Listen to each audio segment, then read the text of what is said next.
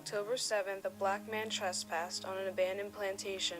This angered the Jamaicans. He was immediately put on trial. Black spectator James Gohegan stood up in court. When police tried to seize him, a fight broke out between the spectators and police. Arrests were made for the court rioting, but a few days later the real rebellion took place. On October 11, 1865, Paul Bogle led about 500 blacks into Morant Bay to the Church of St. Thomas to rebel. They were marching in columns while blowing horns and carrying flags. They were not armed with very sufficient supplies, but they had cutlasses, or small swords, sharpened sticks, and a few guns that were old. Some were even chanting that they were going to kill any white or mixed people. When they arrived, there was a small militia that was concerned with the crowd marching towards them.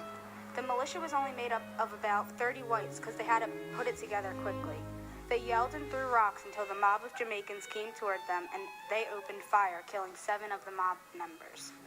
This rebellion soon spread throughout the surrounding plantations. The governor reacted quick and crazy. The result of this rebellion was that 439 black Jamaicans were killed by soldiers, and 354 more people were arrested and later executed. Fewer than 100 whites were killed. Men and women, even pregnant women, were beaten and later killed. Thousands of houses were burned to the ground. Eventually, George Gordon was arrested by the governor, John Eyre, and hung on trial even though he had nothing to do with the rebellion and he was miles away from the incident when it occurred.